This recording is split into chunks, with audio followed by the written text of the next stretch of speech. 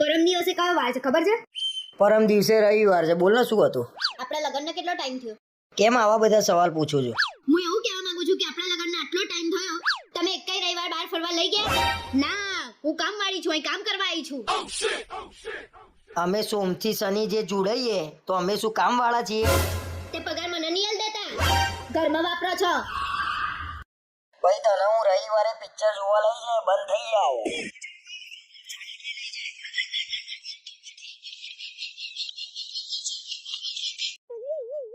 અમાર બેનપણી તમારા ઇન્સ્ટાગ્રામમાં કઈ રીતે આવી? કઈ રીતે એટલે? અમે ઇન્સ્ટાગ્રામમાં એકબીજાને ફોલો કરીએ છીએ એ રીતે. એ તો મને દેખાય છે. બહુ ડાયા તમે. અને તમારે એના જોડે શું લેવા દેવા તો તમે રિક્વેસ્ટ એક્સેપ્ટ કરી? અરે મને એમ કહું નહીં કરું તો તને દુઃખ થશે એટલે મેં કરી. વાહ વાહ, બહુ સરસ. હા ભાઈ મને એમ કે તારી બેનપણીને એવું થશે હેતલનો ઘરવાળો કેટલો એટીટ્યુડ વાળો છે એટલે તારું ખરાબ ના દેખાય એટલે મેં કરી. કઈ ખરાબ નહીં દેખાતું. તમારા જોડે લગ્ન કરે ને ત્યારે જેટલું ખરાબ દેખાવાનું હતું ને એટલું દેખાઈ ગયું છે. બસ હવે ઓછું બોલજો બાકી જોવા જેવું થશે. ના ના, છોકરીઓની રિક્વેસ્ટ આવે ને તરત જ એક્સેપ્ટ કરી લેવાની, જાણે બધી હગીવાલી ના હોય એમની. રિક્વેસ્ટ એક્સેપ્ટ કરે એ માણસ ખરાબ થઈ જાય એવું હોય? હું બધાની વાત નહીં કરતી, તમારી વાત કરું છું. સી ખબર તમારા મગજમાં શું ચાલતું હોય છે, રાતે ઊંઘમાં બબડ બબડ કરતા હોવ છો. એટલે આ તો નવું આવ્યું પાછું. લોચા ના વાગે કોક દિવસ ધ્યાન રાખવું પડશે.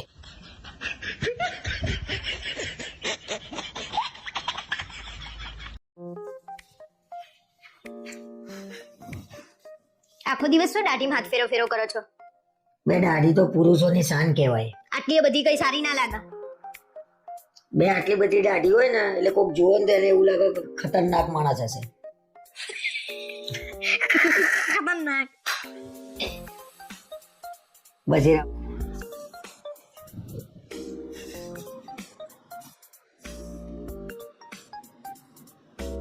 તમે શું આખો દિવસ પૈસા પૈસા કરી?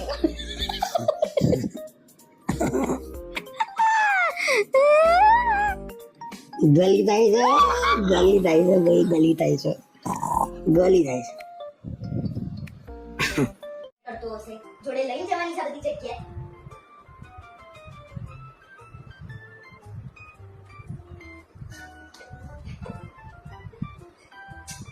કઈ દીધી હતી? કઈ બાબત ઉપર? મનીષ તો છે ને?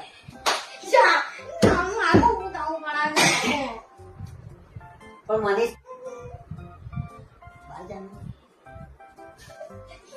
બહાર ગયા ને બહાર તો ઝઘડો